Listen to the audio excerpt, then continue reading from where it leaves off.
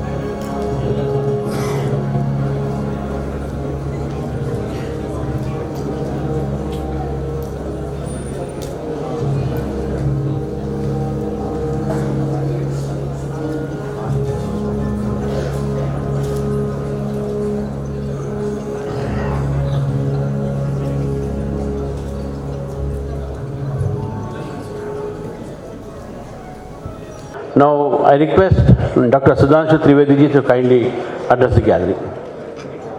भारत सरकार के मंत्री आदरणीय जी कृष्ण रेड्डी जी, पूर्व राज्यपाल आदरणीय विद्यासागर राव जी, सांसद मेढक रघुनंदन जी, रामचंद्र राव जी एक्स MLC, सुकुमार रेड्डी जी अटल बिहारी वाजपेयी फाउंडेशन के, और इस सभागार में उपस्थित सभी सम्मानित बहनों और भाइयों, किशन रेड्डी जी ने मुझे आदेश दिया कि यहाँ उपस्थित रहना है और अटल बिहारी वाजपेयी जी की जन्म शताब्दी की पूर्व संध्या पर, on the eve of the birth centenary of Shri Atal Bihari Vajpayee, I thought कि there can not be a better place than Hyderabad to celebrate the birth centenary of Atal Bihari Vajpayee ji, because in 21st century was when India was all set to emerge during Vajpayee ji's tenure. अगर सबसे ज्यादा emerge होके hi tech city के रूप में पूरे हिंदुस्तान में कोई सिटी उभरा था तो it was Hyderabad. We remember at the time it was termed as it is Cyberabad. And even Vajpayee ji's tenure, Indian School of Business has been established there. और वैसे तो पॉलिटिकल एंगल दूसरा हो जाएगा, मगर कुछ राजनीतिक हालात ऐसे थे कि दिल्ली के बाद उस NDA सरकार में सबसे बड़ा पावर सेंटर हैदराबाद ही था क्योंकि 29 मेंबर ऑफ पार्लियामेंट्स थे, which were the biggest component of NDA government during Vajpayee ji tenure. But यहाँ पर हम आज श्रद्धेय अटल जी की जिस स्मृति के बारे में एकत्र हुए हैं, तो एक और खुशी की बात है कि तेलंगाना में इस बार 8 लोकसभा सीटें जीतकर एक नया अध्याय शुरू हुआ. 1980 में अगर मुंबई में जब पहला अधिवेशन हुआ और वो अटल जी का बड़ा प्रसिद्ध वाक्य था, अंधेरा छटेगा, सूरज निकलेगा, कमल खिलेगा, तो मैं कह सकता हूं कि जी किशन रेड्डी जी उस दौर से जब हमारा एक MLA होता था विधानसभा में और ये इकलौते MLA हुआ करते थे, वहां से 8 सांसद के दौर तक निकल आए, तो मैं कह सकता हूं कि तेलंगाना में अंधेरे ने छटना शुरू किया है, सूरज ने निकलना शुरू किया है और कमल ने खिलना शुरू किया है. और जब हम अटल जी के बारे में विचार करने के लिए सोचते हैं तो मुझे लगता है कि ये भारत की राजनीति के एक अद्भुत और एक अलग नेता थे. क्यों? मेरे विचार से भारत की राजनीति में कोई ऐसा नेता नहीं रहा होगा जिसको 40 साल जनता ने ये सोचा हो कि ये व्यक्ति प्रधानमंत्री होना चाहिए.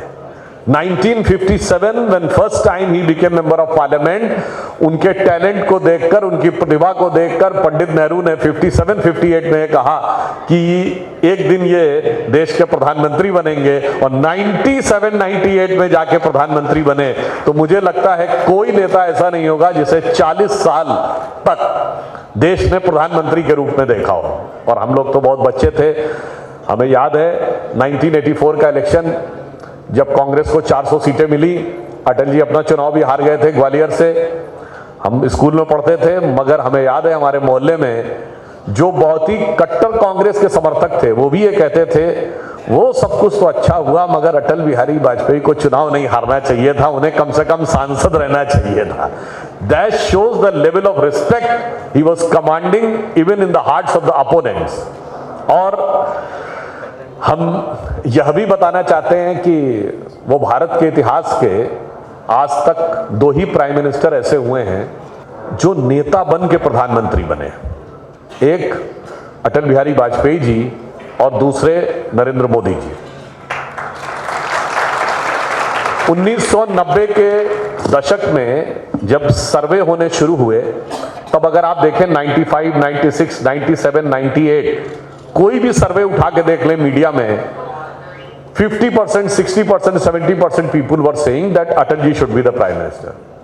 2007 से 2014 तक कोई सर्वे उठा के देख लीजिए, तब तक तो सर्वे काफी डेवलप हो गए थे, every person was saying that Modi ji should be the prime minister। आप राह चलते किसी व्यक्ति को से पूछिए तो वो कहता था मोदी जी को प्रधानमंत्री होना चाहिए। सिर्फ ये 2 प्रधानमंत्री हैं जिन्होंने, पूरी पार्टी उनके साथ थी, जनता उनके साथ थी, और फिर जनादेश पाकर प्रधानमंत्री बने। बाकी जितने प्रधानमंत्री बने, मैं सभी के प्रति फुल रिस्पेक्ट के साथ कहना चाहता हूं, बाकी परिस्थितियों के हिसाब से बने। They were the circumstantial prime minister, not they have become naturally the prime minister. जैसे डॉक्टर मनमोहन सिंह कैसे बने सभी जानते हैं, देवगौड़ा जी, गुजराल जी, पीवी नरसिम्हा राव जी, वो तो रिटायरमेंट लेके और संन्यास लेने का भी तय कर लिए थे, परिस्थितियां बदली और वो प्रधानमंत्री बन गए। राजीव गांधी जी 31 अक्टूबर 1984 मॉर्निंग में भी उनको नहीं पता होगा कि शाम तो छोड़िए मैं कभी भी प्राइम मिनिस्टर बन पाऊंगा। Indira Gandhi ji, which is considered very powerful prime minister, वो कैसे बनी? इंडिकेट सिंडिकेट की लड़ाई में 66 में, और विद अ टाइटल गूंगी गुड़िया, डम डॉल। तो लोगों को लगा चलो इसको बैठा देंगे, हमारा काम चलेगा। और पंडित जवाहरलाल नेहरू जो देश के प्रथम प्रधानमंत्री थे, everybody knows in the famous Congress working committee meeting of 26 April 1946 when under cabinet mission plan it was decided that the new incumbent president will be the prime minister of the independent India।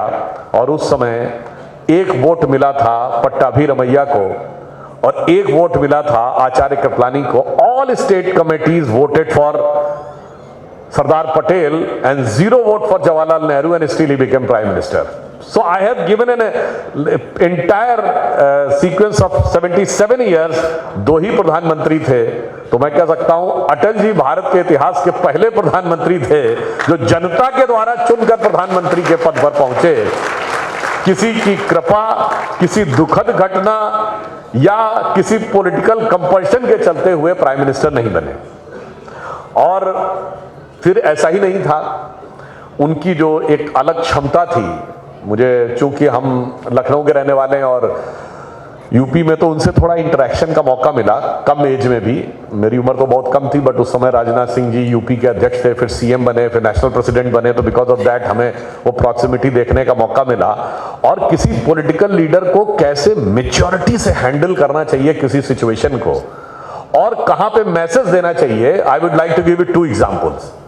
After firing in Ayodhya in 1990, 91 का election हुआ जिसमें Narasimha Rao ji prime minister बने थे। At the time there was a simultaneous election in UP, Vidhan Sabha and Lok Sabha both, because Vidhan Sabha was also dissolve. तो एक साथ election हो रहे थे। तो लखनऊ में अटल जी लोकसभा का इलेक्शन लड़ रहे थे, तो जो एमएलए के, विधानसभा के कैंडिडेट्स थे, they used to go and say भाई ऊपर वाला वोट अटल जी को दे देना, मगर ये वाला हमको दे दीजिए, नीचे वाला। तो अटल जी ने एक चुनावी सभा में कहा, बहुत से लोग आ रहे होंगे आपके पास ये कहने के लिए कि ऊपर ऊपर वाला वोट तो अटल जी को दे देना, ये नीचे वाला हमको दे देना। उनसे कहना ऐसा नहीं हो सकता, कुर्ता एक को दे देना, पैजामा दूसरे को दे देना। जिसके पास भी जाएगा तो जोड़े के साथ जाएगा। सेकेंड एग्जाम्पल आपको बताता हूं, 2004 का लोकसभा इलेक्शन, तब अटल जी प्राइम मिनिस्टर थे। तो लखनऊ के करीब 100-125 जो मुख्य कार्यकर्ता थे उनको चुनाव की तैयारी की दृष्टि से बुलाया गया प्रधानमंत्री आवास में। मुझको भी जाने का सौभाग्य मिला। तो जैसा होता है कि इतने बड़े लीडर हैं तो हर कार्यकर्ता कहता अरे आपको क्या कर, बस आप नामांकन फाइल कर दीजिएगा, उसके बाद आप 2.5 लाख से जीतेंगे, 3 लाख से जीतेंगे, 3.5 लाख से जीतेंगे, कुछ करने की आवश्यकता नहीं है। सब अपना जैसे बोलना होता बोले। जब अटल जी का बोलने का समय आया तो अटल जी ने बड़े धीरे से कहा कि मैं जब छोटा था तो मेरे घर के बगल में एक मौलवी साहब आए नए पड़ोसी बन के। तो मेरे पिताजी ने उनसे जाके हालचाल लिया कि आप हैं, कि घर में कौन है, कितने बच्चे हैं, क्या है। तो मौलवी साहब ने कहा जी वैसे तो मेरे एक लड़का है, और वैसे समझिए तो 4 हैं, और वैसे समझिए तो 10 हैं, और वैसे समझिए तो 100 हैं, और ऐसे समझिए तो कोई भी नहीं। तो उन्होंने कहा ये तो बड़ी पहली समझ में नहीं आई, 1 हैं, 4 हैं, 10 हैं, 100 हैं और कोई भी नहीं है। तो फिर मौलवी साहब ने कहा जी वैसे तो मेरा एक लड़का है, पर वो खाना 4 आदमियों के बराबर का खाता है। तो जब वो खाने पे बैठता तो मुझे लगता मेरे एक नहीं 4 लड़के हैं। वो घर में ऊधम उत्पात यानी शरारत 10 लोगों के बराबर करता है, तो मुझे लगता मेरे एक नहीं 10 लड़के हैं। जब वो घर के बाहर जाता है तो 100 लोगों के बराबर शिकायत उसकी आती है, कंप्लेन, तो मुझे लगता है मेरे 100 लड़के हैं। मगर काम के वक्त वो दिखाई नहीं पड़ता तो मुझे लगता मेरा कोई लड़का ही नहीं है। So that's how he has given a subtle message to the workers कि भाई आप जो बोल रहे हैं वो तो अपनी जगह है, बट ये भी ध्यान रखिए कि काम कहाँ डिलीवर करना है। तीसरा मैं एक एग्जांपल बताना चाहता हूं कि एक बार बहुत जैसे कभी एक बड़ा एग्रेशन के साथ, आजकल आप पार्लियामेंट में देते हैं ना, बड़ी उग्रता हो जाती है। एक बार क्या हुआ कि इंदिरा गांधी जी प्राइम मिनिस्टर थी और उन्होंने बीजेपी, उस समय जनसंघ था, उसको क्रिटिसाइज करते हुए कहा अटल जी की तरफ कि आप लोग में मुझे हिटलर नजर आता है। तो इन्होंने आपत्ति की कि मुझ में हिटलर क्यों नजर आता है। तो उन्होंने कहा कि आप हिटलर की तरह हाथ उठा उठा कर भाषण देते हैं। तो जब अटल जी बोलने खड़े हुए तो उन्होंने कहा माननीय प्रधानमंत्री महोदया को इस बात पे आपत्ति थी कि मैं हाथ उठा उठा कर सदन में भाषण देता हूं। मैं उनसे पूछना चाहता हूं कोई एक ऐसा नेता बता दीजिए जो टांग उठा उठा कर भाषण देता हो। और इसके बाद जो एक वातावरण था जो बहुत एग्रेशन में था वो सारा उसमें बदल गया। इंदिरा जी ने कहा कि आप लोग के अंदर वो क्षमता नहीं है कि आंख में आंख मिलाकर बात कर सकें। अब अटल जी ने बड़े ही सटल वे में एक कटाक्ष किया। उन्होंने कहा माननीय प्रधानमंत्री जी कह रही हैं कि हम आंख में आंख मिलाकर बात नहीं कर सकते। ये सच है कि हम उनसे आंख में आंख मिलाकर बात करने का साहस नहीं कर सकते, क्योंकि आंख मिलाने के बाद हमें आंख हटाने में बड़ा जोर पड़ेगा, इसलिए हम आंख में आंख मिलाकर बात नहीं कर सकते। मगर कोई कॉम्प्लेक्स सिचुएशन आ जाए, उसको कैसे हैंडल करना है। मैं एक उदाहरण बताता हूं। 1995 में आपको याद हो जब एसपी बीएसपी का यूपी में अलायंस था और हम लोगों ने पहली बार बहुजन समाज पार्टी की मायावती जी को चीफ मिनिस्टर बनाया सपोर्ट करके। यूपी में बीजेपी के 178 एमएलए थे और 67 थे सिर्फ बीएसपी के, मगर उनको सपोर्ट करके बनाया। वो गवर्नमेंट 5 ही 6 महीने चली थी। Within 6 month that government fail. But Kanshi Ram ji तब जीवित थे। तो काशीराम जी का एक बड़ा पेट डायलॉग था कि भाई मेरे लिए कांग्रेस सांपनाथ है और बीजेपी नागनाथ है। तो जर्नलिस्टों ने उनसे पूछा कि आप तो कहते थे कि कांग्रेस सांपनाथ है और बीजेपी नागनाथ है, अब तो आपने बीजेपी के साथ मिलकर सरकार बना ली, तो अब क्या बीजेपी नागनाथ नहीं है? अब आप सोचिए, अटल जी से क्वेश्चन पूछा गया, अब आप क्या जवाब देंगे? अगर आपने कुछ भी हार्ड बोल दिया, हार्श, तो गठबंधन गया, because you are the tallest leader. अगर आप चुप रह गए and you avoided that question, it means you have totally compromise your self respect. और आप इतनी बड़ी बात सुनकर भी, अब अटल जी ने इतना मजेदार जवाब दिया कि भाई अगर वो हमको नागनाथ समझ रहे हैं, हम तो वो हैं जो इस धरती के कंकड़ कंकड़ को शंकर समझते हैं तो हमारी नजर में वो भोलेनाथ है। अब आप समझिए, ये भी कह दिया कि हमारा उनका साथ रहेगा और भोलेनाथ शब्द प्रयोग किया। यानी वो भोले हैं, वो चीज को समझ नहीं पा रहे हैं। मुझे लगता है ये जो एक तरीका था उसे समझना चाहिए। अब मैं सीरियस उदाहरण भी बताता हूं कि गवर्नमेंट जब बनी और आज प्रधानमंत्री श्री मोदी जी किस ढंग से उस चीज को आगे ले जा रहे हैं। अटल जी की सरकार बनने के बाद सबसे पहला जो डिसीजन हुआ वो हुआ पोखरण विस्फोट 1998। आज मॉर्निंग में जब किशन रेड्डी जी ने पार्टी कार्यालय में वो एग्जीबिशन दिखाई तो उसमें 98 का एक्सप्लोजन था। 98 का एक्सप्लोजन किस मामले में अलग था 74 के एक्सप्लोजन से? 74 में जब हमने एक्सप्लोजन किया था पोखरण में, हमारे अनाउंस करने से पहले अमेरिका और रशिया दोनों ने अनाउंस कर दिया था कि India has conducted a nuclear test. Second thing, हमने ये कहा था कि we have done this for the peaceful purpose, we are not having any ambition of making an nuclear weapon. इसके ठीक विपरीत 11 मई 1998 को जब पोखरण में एक्सप्लोजन हुआ तो पहली बार ऐसा हुआ कि भारत ने एक्सप्लोजन कर दिया और न केजीबी को पता लगा न सीआईए को पता लगा, जब शायद 3:00 पे अनाउंसमेंट हुआ था कि India has conducted nuclear test. दूसरा अंतर क्या था? हमने नहीं कहा कि हमने शांतिपूर्ण कार्यों के लिए किया है। We have not said that we have done this for peaceful purpose. First time India has announced that now we are a nuclear state. यहां से एक सिग्निफिकेंट चेंज आया कि हमने अपने को न्यूक्लियर स्टेट डिक्लेयर किया। और अब आप देखिए, उस समय भी जैसे आज पूरा इकोसिस्टम मोदी जी के खिलाफ लगा रहता है, आप सोचिए 98 में वो इकोसिस्टम कितना मजबूत था। गवर्नमेंट के अंदर, गवर्नमेंट के बाहर, मीडिया में सबने कहा कि इकोनॉमिक सैंक्शन लग गए हमारे ऊपर। उन्होंने कहा this government has ruined the country, अब सब कुछ खत्म हो गया। उस समय हमारी इकोनॉमिक कंडीशन वैसे ही अच्छी नहीं थी। उस समय हमारा फाइनेंशियल इंफ्रास्ट्रक्चर इस लायक नहीं था, फिजिकल इंफ्रास्ट्रक्चर इस लायक नहीं था कि कोई $1 भी इन्वेस्ट करता। And over and above the sanctions अब तो कुछ नहीं हो सकता। तो लोग ये समझाने लगे कि ये करने की जरूरत क्या थी, मगर अटल जी को पता था कि जब आप अपनी शक्ति दिखाते हैं तो फिर उसके उपरांत समृद्धि स्वतः आना शुरू होती है। उस चैलेंज से कैसे निपटा गया मैं आपको बताता हूं।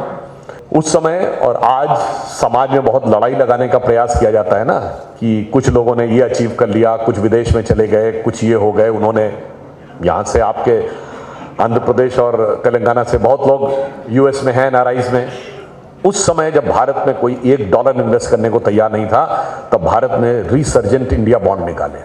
$5 बिलियन का सब्सक्रिप्शन का टारगेट रखा गया और वही NRIs उन्होंने रिस्क लेकर, जिसमें कोई गारंटी नहीं थी कि ये पैसा कोई डिविडेंड देगा, प्रॉफिट देगा या नहीं, वो इनिशियल $5 बिलियन भारत की इकोनॉमी में आए। मेरे विचार से आज जो लोग समाज में सिर्फ लड़ाना चाहते हैं उनको विचार करना चाहिए कि उस क्रूशियल आवर में जब ऐसा लग रहा था कि इंडिया की इकोनॉमी क्रिपल कर सकती है, एक बहुत बड़ा रोल हमारे उस समुदाय ने प्ले किया जो विदेशों में थे। फिर क्या किया गया? हमें इंफ्रास्ट्रक्चर बनाना था। इंफ्रास्ट्रक्चर बनाने के लिए अगर आपको रोड्स बनानी है, एयरपोर्ट्स बनाने हैं, तो किस इंडस्ट्री के पास पैसा होना चाहिए? Cement and steel. तो क्या किया गया? नेशनल हाईवे डेवलपमेंट प्रोजेक्ट शुरू किया गया, इनिशिएट किया गया। It was somewhere in December of 99 और जनवरी ऑफ 2000। उसके लिए सबसे पहले डीजल पर 50 पैसे का सेस लगाया, तो 50,000 रुपए इनिशियली आए। That 50,000 crore rupees become the initiator of the national highway development project. उधर $5 बिलियन का सब्सक्रिप्शन आया। दूसरा क्या किया कि जो हाउसिंग रेट ऑफ इंटरेस्ट था, दैट वाज 14% हाउसिंग लोन, उसको रिड्यूस करते करते 7.75 पे लाए। जैसे ही हाउसिंग लोन 14% से 7.5 पे आया तो मिडिल क्लास ने बहुत भारी मात्रा में हाउसिंग लोन लेना शुरू किया। तो क्या हो गया? हाउसिंग लोन जब लिया तो किस इंडस्ट्री के पास पैसा आया? Steel and cement. वही जिसको इंफ्रास्ट्रक्चर के लिए पैसा चाहिए था, वही इंडस्ट्री के पास हाउसिंग के लिए भी पैसा चाहिए था। मिडिल क्लास को मकान मिलने लगे, हाउस भी बनने लगे, और चूंकि लेंडिंग कैपेसिटी बढ़ गई सीमेंट एंड स्टील इंडस्ट्री की, तो रोड्स भी बनने लगी। और जो कंस्ट्रक्शन का काम है, एग्रीकल्चर के बाद सबसे ज्यादा लेबर इंसेंटिव, यानी अगर एम्प्लॉयमेंट इंसेंटिव कोई सेक्टर है तो वो कंस्ट्रक्शन का सेक्टर है। 1999 से 2004 के बीच में 6 करोड़ जॉब्स क्रिएट हुए। उस दौर में जो माना जाता था कि हिंदुस्तान अब सस्टेन नहीं कर पाएगा, और आप देखिए कि how dexterously he has sailed through this situation कि May 1998 we have done the Pokhran explosion, और जनवरी 2000 March 2000, just 18 months, Bill Clinton was in India for 5 days। पहली बार ऐसा हुआ कि अमेरिका का राष्ट्रपति 5 दिन भारत में रहा, और बिल क्लिंटन का दौरा इस मामले में महत्वपूर्ण था कि उससे पहले जो भी अमेरिकन प्रेसिडेंट भारत आता था वो पाकिस्तान भी जाता था, और वहां भी उतने ही दिन रुकता था। मगर बिल क्लिंटन भारत में 5 दिन रुके और पाकिस्तान में 5 घंटे रुके। और उसके बाद कोई भी अमेरिकन प्रेसिडेंट अब इंडिया आता है तो अब पाकिस्तान नहीं रुकता है। उसका भी कारण क्या था? अमेरिका ने हमारे ऊपर प्रेशर बनाया, अमेरिका के इन्फ्लुएंस में जापान ने प्रेशर बनाया इकोनॉमिक सैंक्शन का। भारत ने कहा ठीक है, तो अटल जी की सरकार ने कहा ठीक है, हम यूरोपियन कंपनी से बात कर रहे हैं, उनको हम कह रहे हैं आइए इन्वेस्ट करिए। अगर जापान हमारे ऊपर स्ट्रॉन्ग स्टैंड लिए हुए है तो हांगकांग, ताइवान, सिंगापुर, मकाऊ, आओ भाई इन्वेस्ट करो। इमीडिएटली उनकी कंपनीज ने अपनी अपनी गवर्नमेंट के ऊपर कहा ये क्या कर रहे हो भाई, वर्ल्ड की सबसे बड़ी मार्केट, हमारे कंपटीटर्स को आप प्लेटर पे दे रहे हैं। और within year, 1.5 year America accept किया। और मैं एक और आपको बात बताना चाहता हूं, शायद बहुत से लोगों को नहीं पता हो, ये एक सोचने की बात है। हमारी अटल जी की सरकार 1999 में एक वोट से गिरी थी, एक वोट से सरकार गिरी थी अप्रैल 99 में। अगर 99 सितंबर में हम दोबारा लौट के नहीं आए होते तो आपको पता है कि एक बहुत सी चीज जो लोगों को ध्यान नहीं रहता, नवंबर 99 में सियाटल में WTO की कॉन्फ्रेंस थी, वर्ल्ड ट्रेड ऑर्गेनाइजेशन की। जब गैट बना, उरुग्वे राउंड ऑफ टॉक्स 1986 में शुरू हुई, general agreement of tariffs and trade, that converted into WTO on 1 जनवरी 1995। तो उस समय नरसिम्हा राव की सरकार ने बहुत सारे एग्रीमेंट्स मजबूरी में साइन करने पड़े। मैं ये भी नहीं कह रहा हूं उनकी भी मजबूरी थी। 99 नवंबर में सियाटल में सबका वैलिडेशन होना था, कंफर्मेशन। अगर उस समय कोई ऐसी सरकार होती जो सियाटल में उन सारी चीजों पे साइन कर दी होती तो फिर उसके बाद आपके हाथ ऐसे बंध जाते कि कभी भी आपकी 2/3 बहुमत की सरकार आती तो भी आप कुछ नहीं कर पाते। पर उस समय अटल जी की सरकार ने ऐसा स्टैंड लिया कि पूरे वर्ल्ड ने, हमारी आलोचना हुई, ये कहा गया कि India has sabotaged the Seattle conference. कोई भी जाके चेक कर सकता है इन चीजों को। हमने कहा yes we will sabotage but we will not compromise with the interest of India. और उस समय मुरसली मारन जो डीएमके के नेता थे वो हमारे इंडस्ट्री मिनिस्टर थे, और प्रोटोकॉल तोड़कर बिल क्लिंटन डिनर के समय मुरसली मारन की टेबल पे आकर बैठे और अमेरिका ने एक प्रकार से एक्सेप्ट किया कि we accept you as a leader of the developing countries. नवंबर 99 ये है और मार्च 2000 में वो भारत आ गए। इसे कहते हैं कि विपरीत परिस्थितियों के बीच में से किस प्रकार से चीजों को निकालना। यहां मैं ऑन द लाइटर नोट एक और बात कहना चाहूंगा कि मैं सन 2000 में पहली बार गया अमेरिका। तो जो 15 अगस्त को न्यूयॉर्क में वो होती है ना, वो इंडिया डे परेड, तो चांस की बात है कि उस समय हमारे एक तेलुगु फ्रेंड थे, वो मुझे लेके गए थे। तो तेलुगु अमेरिकन एसोसिएशन की टेबलाइट के ऊपर ही मैंने वो पूरी परेड देखी थी। अब उसमें एक इंपॉर्टेंट बात थी, अटल जी का स्टेटन आइलैंड में प्रोग्राम था। तो मैंने पहली बार महसूस किया, सितंबर 2000 की बात है जब वो यूएन में गए। वहां पे लोग दूर दराज से, ह्यूस्टन से, लॉस एंजल्स से, सैन फ्रांसिस्को से केवल स्पीच सुनने इसलिए आ रहे थे। उन्होंने कहा साहब बचपन से सुनते आ रहे थे कि प्राइम मिनिस्टर होना चाहिए, प्राइम मिनिस्टर होना चाहिए। भले ही हम इंडिया में नहीं रह रहे हैं, एनआरआई हो गए, मगर एक बार हम देखना चाहते हैं अपनी आंखों से कि प्राइम मिनिस्टर वो बन गए हैं जिनको हम सुनते हुए आते थे। तो दैट शोज की किस प्रकार का लेवल ऑफ अट्रैक्शन था। आई रिमेंबर ऑन 15 अगस्त 1998 जब वो लाल किले से पहला भाषण देने जा रहे थे, बहुत से लोगों को मैंने इमोशनल होते देखा। उन्होंने कहा कि हम इसलिए इमोशनल हैं कि पहली बार एक स्वयं सेवक लाल किले की प्राचीर से भाषण देने जा रहा है। बट इन सारी चीजों के बीच में भी जैसा मैंने आपको बताया किस कॉम्प्लेक्सिटी में से कैसे देश को निकालना है वो उन्होंने दिखाया। तो मैं एक एग्जांपल बताना चाहता हूं। 2002 में मैं यूएस गया तो वहां पे नरसिम्हा राव जी से मुझे संयोग से मिलने का मौका मिल गया मॉर्निंग में ब्रेकफास्ट टेबल पे। तो मैंने नरसिम्हा राव जी से कहा, अब देखिए मोदी जी की सरकार ने तो भारत रत्न दिया है उनको। हमने नरसिम्हा राव जी से कहा कि despite being a BJP man I admire your capabilities because when you took over the country was passing through its most critical phase since independence. Country was on the verge of economic bankruptcy. हमने gold reserve भी mortgage कर दिए थे। Because of Mandal the caste sentiment was at its peak. Because of firing in Ayodhya the communal sentiments were at its peak. Punjab में terrorism खत्म नहीं हुआ था, कश्मीर में शुरू हो चुका था। एलटीटी ने उसी समय राजीव गांधी जी की हत्या हुई थी। And above all minority government थी फर्स्ट टाइम। तो मैंने उनसे कहा कि मैंने सुना है कि अटल जी भी आपसे सलाह लेते हैं कभी कभी। उस समय अटल जी प्राइम मिनिस्टर। तो नरसिम्हा राव ने कहा हाँ कभी कोई कॉम्प्लेक्स सिचुएशन आ जाती है तो उनका भी फोन आ जाता है। फिर मगर बोले, कहने लगे मगर अटल जी तो मुझसे बहुत मजबूत स्थिति में है। तो मैंने कहा जी हमारे तो 182, उस समय हमारे 182 एमपी थे, बीजेपी के 182 थे, एनडीए की मेजॉरिटी थी। तो हमने कहा बीजेपी के तो 182 एमपी हैं, आप जब प्राइम मिनिस्टर थे तो 243 एमपी थे, तो आप ज्यादा मजबूत थे या अटल जी? तो नरसिम्हा राव जी ने इतना मजेदार जवाब दिया, कहते हैं अरे भाई, हिंदी में बोले, अरे भाई अटल जी को तो सारा देश नेता मानता है, मुझको देश तो छोड़ो मेरी पार्टी में कोई नेता नहीं मानता था।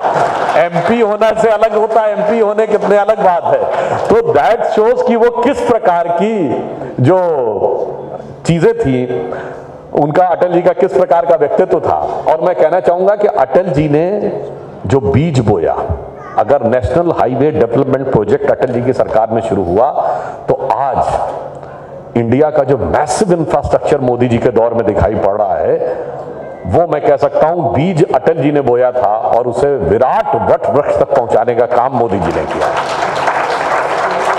अगर आप देखें फाइनेंशियल इंक्लूजन की, सर्व शिक्षा अभियान की शुरुआत की थी अटल जी ने 2001 में। मोदी जी ने आने के बाद सबको सब कुछ उपलब्ध कराने की व्यवस्था कर दी। सबके पास बैंक खाता होगा, सबके पास मकान होगा, सबके पास शौचालय होगा, सबके पास हर प्रकार की चीज, स्किल के लिए सारी व्यवस्थाएं की। अगर अटल जी ने इंडिया को न्यूक्लियर पावर बनाया तो आज मोदी जी ने उस मुकाम पर पहुंचाया है जब हमारे पास न्यूक्लियर वॉरहेड को लॉन्च करने की कैपेसिटी प्लेन से भी है, लैंड से भी है, मिसाइल से और सबमरीन से भी है।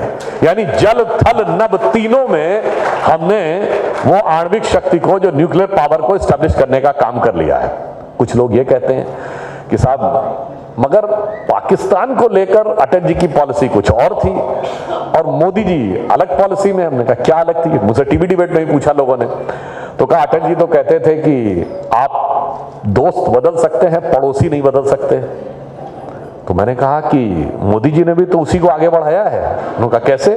मैंने कहा अटल जी ये कहते थे कि आप दोस्त बदल सकते हैं, पड़ोसी नहीं बदल सकते। तो मोदी जी ने भी कहा हाँ हम दोस्त बदल सकते हैं, पड़ोसी बदल नहीं सकते, पर पड़ोसी को हैसियत में तो रख सकते हैं।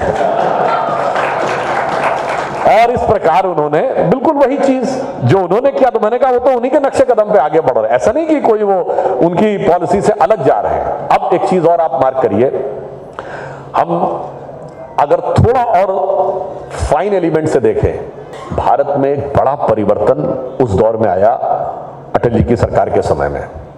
वो क्या चेंज आया? आज अगर आप देखें, बहुत से लोग कहते हैं, लोग भूल जाते हैं, राम मंदिर का निर्माण हुआ मोदी जी की सरकार के समय में। लोग कहते हैं अटल जी के समय में राम मंदिर का निर्माण के लिए तो कोई काम नहीं हुआ। लोग फैक्ट भूल जाते हैं।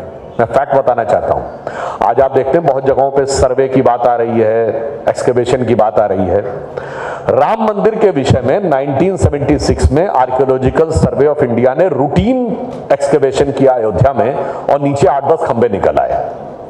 और यह बात उस आर्कियोलॉजिकल सर्वे के एक्सकवेशन को जो लीड कर रहे थे के मोहम्मद, उन्होंने अपनी किताब में लिखी है कि कम्युनिस्ट हिस्टोरियंस के प्रेशर में इंदिरा गांधी जी की गवर्नमेंट ने उसको रुकवा दिया कि भाई नीचे सबूत निकल रहे हैं तो इट विल। और इतना ही नहीं, when Ram temple movement started, they have brought a ban from court कि देयर विल नो एक्सकेवेशन, कोई खुदाई नहीं होगी। मगर क्या बताएं, टेक्नोलॉजी एक बड़ी चीज है और टेक्नोलॉजी ने हमें मदद की। तब तक ग्राउंड पेनिट्रेशन रेडार की टेक्निक एडवांस होके आ गई थी, यानी उसके द्वारा आप बगैर एक्सकेवेशन के देख सकते हैं कि जमीन के नीचे क्या है। जैसे ऑपरेशन करने की बजाय अल्ट्रासाउंड से भी देखा जा सकता है कि क्या है अंदर।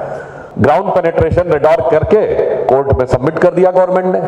अब उसमें दिख रहा था नीचे स्ट्रक्चर, उसके बेस, क्योंकि कोर्ट ने यह कहा था ना कि खुदाई नहीं हो सकती, एक्सकेवेशन नहीं हो सकता। ये थोड़ी कहा था कि रडार मैपिंग नहीं हो सकती। रडार मैपिंग की रिपोर्ट आई और उसके बाद 2003 में एक्सकेवेशन हुआ और दर्जनों खंभे निकले, वो सारे सबूत निकल के आए। That has become the concrete evidence of final judgement which has come on 2019। अब मैं यहां यह भी कहना चाहूंगा कि एक संयोग की बात देखिए, जो राइज हुआ जब Atal ji leader of the opposition बने 91 में। बहुत से लोग इस बात को समझ नहीं पाते हैं कि कंट्री के अंदर जो कुछ हो रहा है उसको लोग 2 साल, 4 साल, 5 साल की पॉलिटिक्स के हिसाब से देखते हैं। मैं कहता हूं 30 साल, 40 साल, 50 साल की पॉलिटिक्स में देखो। Look at the tectonic shift. जब राम टेम्पल का मूवमेंट शुरू हुआ उस समय हम क्या थे, हमारा खजाना खत्म हो गया था, सोना गिरवी रखा जा चुका था। जो लोग हमारी एज के होंगे, मुझसे सीनियर होंगे या हमसे कम उम्र के होंगे, उन्होंने अगर पढ़ा होगा 1991 में इंडिया का फॉरेन एक्सचेंज रिजर्व $1 बिलियन के नीचे आ गया था। सिर्फ 6 दिन का फॉरेन एक्सचेंज रिजर्व बचा था। उसके बाद विवादित ढांचा भी टूटा और पुराना इकोनॉमी का जर्जर ढांचा भी टूटा। The Nehruvian model also got collapse and the new thing emerge. और वो जो $1 बिलियन का फॉरेन एक्सचेंज रिजर्व था, that touched $100 billion in 2004 during Atalji's regime, and that touched $500 billion during Modi ji's regime, and now it is more than $650 billion जब राम मंदिर बन के खड़ा हो गया। तो आप ये सोचिए कि किस ढंग से चीजों में चेंज होता है। कभी कभी जो टेक्टोनिक शिफ्ट होती है हम उसे देख नहीं पाते, हम उसे समझ नहीं पाते और इस कारण से हमसे कुछ गलतियां हो जाती हैं उन चीजों को समझने में। यहां पे एक बात हम और भी बताना चाहेंगे कि जो चीजें अटल जी से सीखने की होती हैं कि विपरीत परिस्थिति में कैसे शांत रहकर समय को निकाला जा सकता है। एक पीएमओ में एमओएस थे, उन्होंने बताया कि जब 2001 में पार्लियामेंट पर अटैक हुआ, वो दौड़े दौड़े अटल जी के पास गए। उन्होंने कहा देखिए टीवी पे दिखाई पड़ रहा है कि अटैक हो गया, हमें तुरंत इमरजेंसी की मीटिंग बुलानी चाहिए और तुरंत हम सिक्योरिटी एजेंसीज को, आर्मी चीफ को, सबको बुलाएं। अटल जी ने एकदम शांत भाव से उनसे कहा देखो इतनी बड़ी घटना हो गई है, पूरा सिस्टम एक्टिवेट हो गया है, पर अगर मैं इस समय सबको बुला लूंगा तो हर व्यक्ति मुझे रिपोर्ट क्या करना है इसके प्रिपरेशन में लग जाएगा, बजाय सिचुएशन को कंट्रोल कैसे करना है। और मैं ऐसा नहीं कि मैं सिक्योरिटी का सबसे बड़ा एक्सपर्ट हूं। Let them do their work, after they finish their work then we will get the final report from them. तो उन्होंने मुझसे कहा कि तब मुझे सीखने का मौका मिला कि किस ढंग से बड़े नेता सोचते हैं और किस ढंग से वो उस चीज को समझने का प्रयास करते हैं और किस ढंग से देश को सही दिशा में ले जाने का प्रयास करते हैं। मैं एक और उदाहरण आपको बताना चाहूंगा कि 2001 में एक कुछ मैं एक संयोग भी मानता हूं कि भारत में अगर आज परिवर्तन हो रहा है, एक बड़ा परिवर्तन, उस परिवर्तन को छोटी दृष्टि से नहीं देखना चाहिए। अगर मैं आपसे पूछूं कि 1 जनवरी 1901 that is the first day of the 20th century, इस देश में किसकी सरकार थी? अंग्रेज की सरकार थी, ब्रिटिश रूल। 1 जनवरी 1951 in the mid of the 20th century, इस देश में किसकी सरकार थी? पूरे देश में कांग्रेस की सरकार थी। 1 जनवरी 2001 जब 21st सेंचुरी की पहली सूरज की किरण इस देश की धरती पे पड़ी तो इस देश में केंद्र में किसकी सरकार थी? अटल जी के नेतृत्व में बीजेपी एनडीए की सरकार थी। और 2001 में एक और घटना हुई, मोदी जी का राजनीति में पदार्पण हुआ। He became chief minister of Gujarat. Next decade आया 2010, मोदी जी के नेतृत्व में स्पष्ट बहुमत की सरकार। नेक्स्ट इलेक्शन आया, दोबारा स्पष्ट बहुमत की सरकार, थर्ड इलेक्शन आया, थर्ड टाइम स्पष्ट बहुमत की सरकार। इसका मतलब there is a indication of time cycle, काल चक्र की गति यह संकेत दे रही है कि 19वीं सदी अंग्रेज की थी, 20वीं सदी कांग्रेस की थी और 21वीं सदी भारतीय जनता पार्टी की। और ये ऐसे ही नहीं है, कोई कहेगा चलिए आपने एक कोरिलेशन ड्रॉ कर दिया। मैं बताना चाहता हूं हमारे देश के बहुत से सिद्ध महापुरुष हैं जिनको आप कह सकते हैं कि एक डिवाइन इंसाइट होती है चीजों को समझने की। स्वामी विवेकानंद 1903 में उनका देहांत हुआ, 1902 में वो अमरनाथ की यात्रा पे गए और उन्होंने कहा लौट के आने के बाद कि मैंने देखा है कि भारत माता दिव्य आभा से युक्त होकर प्राचीन शक्ति के साथ संपूर्ण विश्व का मार्गदर्शन करने के लिए पुनः सिंहासनारूढ़ होने जा रही है और वो समय सिर्फ एक शताब्दी दूर है। तो 1902 से एक शताब्दी आई है तो 2002 और 2002 और 3 ही वो ईयर है जब इंडिया की सक्सेस स्टोरी शुरू हुई। दुनिया ने देखना शुरू किया कि भारत क्या कर रहा है और आप जाकर चेक करिएगा 2003-04 वो फाइनेंशियल ईयर है जिसमें हम पहली बार करंट अकाउंट सरप्लस बने। 2003-04 वो फाइनेंशियल ईयर है जिसमें हमने 100 बिलियन टच किया। 2003 और 4 वो फाइनेंशियल ईयर है जिसके थर्ड क्वार्टर में हमने 10.5% की ग्रोथ रेट अटेन की, चाहे एक ही क्वार्टर के लिए सही हमने double digit growth rate attain की। उस समय हम चाइना से आगे थे फॉर 1 क्वार्टर। यानी अगर स्वामी विवेकानंद जी ने कहा था कि कुछ बदलाव होना है तो बदलाव तो दिखाई पड़ा, मगर उसके बाद कुछ ऐसी परिस्थिति बनी कि 2004 के बाद वो ग्रोथ स्टोरी रुक गई। मुझे याद है इन 2013 जुलाई, उस समय आज के डिफेंस मिनिस्टर और उस समय के भाजपा के रक्षा अध्यक्ष राजनाथ सिंह जी के नेतृत्व में एक प्रतिनिधिमंडल अमेरिका गया। अमेरिका में बड़े बड़े think tanks, chairman of the committees, लोगों से हम लोग मिल रहे थे तो वो लोग जानते क्या कर रहे थे, now the India success story is over. ये 2013 की बात है, India success story is over. Atal ji के समय में शुरू हुई थी, अब वो खत्म हो गया। तो उस समय हम लोगों ने कहा, हमारे उस समय अध्यक्ष थे राजनाथ जी, उन्होंने कहा no, the India success story is not over, it is waiting for BJP under the leadership of Narendra Modi to come into power. और आपने देखा कि वो बदलाव दिखाई पड़ा। अब मैं बताना चाहता हूं, श्री अरविंदो का नाम आपने सुना होगा, महर्षि अरविंद। महर्षि अरविंद ने कहा था कि भारत एक ग्रेट ट्रांजिशन से गुजर रहा है, एक ग्रेट ट्रांसफॉर्मेशन है, and this transformation period is of 175 years, 175 साल का है। और उन्होंने कहा कि यह ट्रांजिशन स्टार्ट हुआ है रामकृष्ण परमहंस के जन्म से, और ये ट्रांजिशन जब खत्म होगा तो इंडिया अपने लोएस्ट पॉइंट से बढ़ता हुआ हाईएस्ट पॉइंट की तरफ मार्च करना शुरू कर देगा। Ramakrishna Paramhansa was born in 1836, 175 complete होते हैं 2011 में, तो 2012 से देश में परिवर्तन दिखा कि नहीं दिखा, और मोदी जी की सरकार 2014 में आ गई।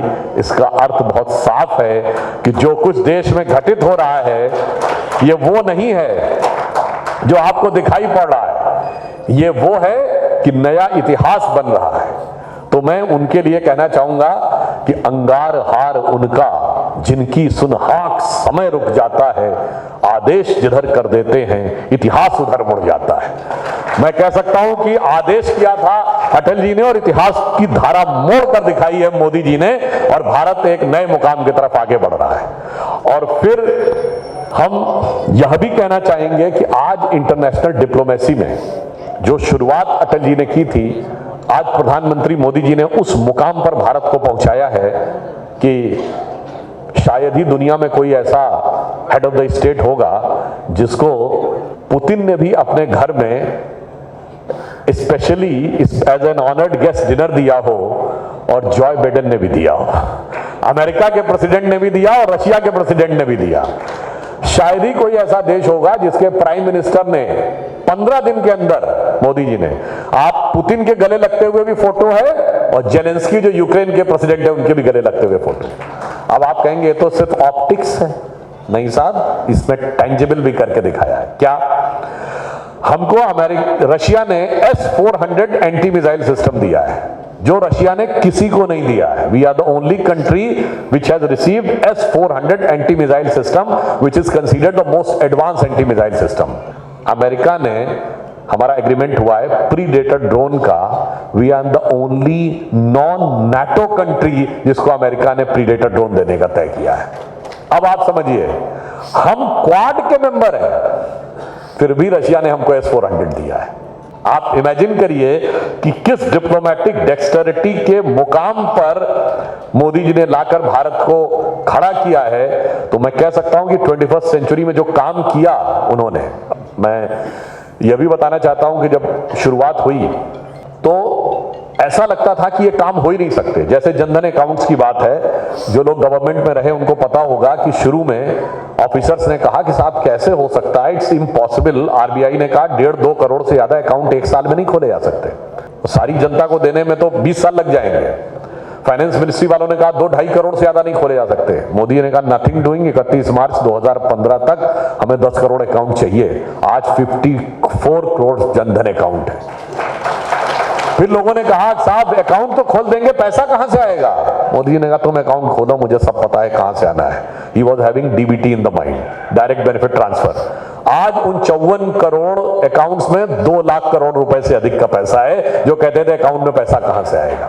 इसलिए जो काम उस दौर में अटल जी ने किया था और आज मोदी जी ने जो किया है, उसे वो ऐसा है जैसे कि जमीन पे कोई पौधा उगाना हो ना, तो मुश्किल काम है, मगर अगर पत्थर में पौधा उगाना हो, पत्थर में अंकुर फुटाना हो, निकालना हो, तो कितना मुश्किल काम है। वो काम उन्होंने करके दिखाया। तो मैं अटल जी की कविता, आपको ध्यान हो, बड़ी फेमस कविता थी, गीत नया गाता हूं। तो जो अटल जी ने शुरुआत की और जो मोदी जी ने पहुंचाया, वो ऐसा है जैसे टूटे हुए तारों से वीणा बजा दी हो और पत्थर में अंकुर उगा दिया हो। तो अटल जी की वो लाइन थी, टूटे हुए तारों से फूटे बासंती स्वर, पत्थर की छाती में उग आया नव अंकुर, झरे सब पीले पात, कोयल की कुहुक रात, प्राची में यानी पूर्व दिशा में, प्राची में अरुणिमा की रेख देख पाता हूं, गीत नया गाता हूं, गीत नया गाता हूं। वो नया गीत गा के दिखाया। और आज पूरी दुनिया में आप देख रहे हैं, हर तरफ यूरोप में क्राइसिस है, इजराइल और उसमें लड़ाई हो रही है, यूक्रेन में क्राइसिस हो रही है, चाइना ताइवान की लड़ाई है। भारत, आप देखिए क्या बांग्लादेश में हो रहा है, क्या पाकिस्तान में, क्या श्रीलंका में, क्या अफगानिस्तान में, मगर उसके बाद भी जिस ढंग से हम लोग आगे बढ़ रहे हैं, तो मैं बताना चाहता हूं इतिहास में ऐसे कई मौके आए हैं। जो अटल जी की कविता की एक पंक्ति थी कि दुनिया का इतिहास पूछता रोम कहां यूनान कहां है, दुनिया का इतिहास पूछता रोम कहां यूनान कहां है, घर घर में शुभ अग्नि जगाता वो उन्नत ईरान कहां है, दीप बुझे पश्चिमी जगत के, छाया जब बर्बर अंधियारा, तभी चीर कर तम की छाती चमका हिंदुस्तान हमारा। और अंत में मैं कहना चाहूंगा कि बहुत से लोग कहते हैं साहब एक मामले में मोदी जी की गवर्नमेंट का अप्रोच और अटल जी की गवर्नमेंट का अप्रोच अलग अलग है, हिंदुत्व के मामले में। बहुत से लोग कहते हैं नहीं साहब हमें हिंदुत्व समझ में नहीं आता, हिंदू समझ में आता है। तो हम बताना चाहते हैं एक दौर था जब इंडिया की ग्रोथ ऑफ रेट क्या थी, 1.8 और 2% in the decade of 70s 80s। पुराने लोग होंगे वो जानते होंगे, उसका मजाक उड़ाया जाता था, this is Hindu growth rate. Rate of inflation क्या रहती थी, 10%, 12%, 14%, even 1974 76 26% rate of inflation, 2% growth rate. ये था हिंदू मॉडल। और अब क्या सिचुएशन आई है, यू रिमेंबर पुरानी दौर की एक फिल्म थी ना हिंदी की, पूर्व पश्चिम, अगर आप लोगों ने किसी ने देखा हो, जब जीरो दिया मेरे भारत ने, उससे पहले का एक डायलॉग है, उसमें प्राण कहता है क्या देता है तुम्हारा देश, 2 रोटी खाता है तो उसमें से 1 रोटी कर्जे की खाता है। What is the contribution of India? वो कहता है India's contribution to the world is 0, 0 and 0। तब वो गाना शुरू होता है जब जीरो दिया मेरे भारत ने। आज मोदी जी ने उस मुकाम पे पहुंचाया है कि इंटरनेशनल मॉनेटरी फंड की चीफ क्रिस्टीना जॉर्जिएवा कहती है कि India's contribution in next year in global growth rate is going to be 15%, it's going to be highest and it is going to be the growth engine। इसलिए दोनों बातें एक थी, फिर भी किसी को ना समझ में आती हो तो अटल बिहारी वाजपेयी जी की बड़ी प्रसिद्ध कविता थी, हिंदू तन मन हिंदू जीवन रग रग हिंदू मेरा परिचय। उसका जो पहला स्टेंजा है, जो लोग कहते हैं ना सब ये ठीक है, हम सॉफ्ट थे, हम उदार थे, मगर हमारी उदारता का नाजायज फायदा उठाया गया। तो अटल जी की कविता का मैं पहला स्टेंजा और लास्ट स्टेंजा बता के बाद समाप्त करता हूं। पहला स्टेंजा क्या था, वो कहते हैं, हिंदू तन मन हिंदू जीवन रग रग हिंदू मेरा परिचय, मैं शंकर का व क्रोधानल कर सकता जगती छार छार, मैं डमरू की प्रलयंकर ध्वनि नचता जिसमें भीषण संहार, रणचंडी की अतृप्त प्यास, मैं दुर्गा का उन्मत्त हास, मैं यम की प्रलयंकर पुकार जलते मरघट का धुआंधार, फिर अंतरतम की ज्वाला से जगती में आग लगा दूं मैं, यदि धधक उठे विप्लव लेकर जल थल अंबर जड़ चेतन, तो कैसा विस्मय, हिंदू तन मन हिंदू जीवन रग रग हिंदू मेरा परिचय। हमारी शक्ति तो ये है, परंतु हम करना क्या चाहते हैं? उस कविता के अंत में जो आज मोदी जी करके दिखा रहे हैं, होकर स्वतंत्र मैंने कब चाहा मैं कर लूं जग को गुलाम, मैंने तो सदा सिखाया है करना अपने मन को गुलाम। गोपाल राम के नामों पर कब मैंने अत्याचार किया, कब दुनिया को हिंदू करने घर घर में नरसंहार किया, कोई बतलाए काबुल में जाकर कितनी मस्जिद तोड़ी, भूभाग नहीं शत शत मानव के हृदय जीतने का निश्चय, हिंदू तन मन हिंदू जीवन रग रग हिंदू मेरा परिचय। और एक पंक्ति कहकर बात समाप्त करता हूं, जो संकल्प अटल जी ने लिया और जिसे मुकाम तक मोदी जी पहुंचा रहे हैं, हम सबको उसको अपने प्रयासों से सार्थक करना है कि स्वप्न देखा था कभी वो आज हर धड़कन में है, एक नया भारत बनाने का इरादा मन में है, और बढ़ रहे हैं हम प्रगति की ओर उस रफ्तार से, कर रहा है विश्व भी हमको नमन उस पार से। धन्यवाद।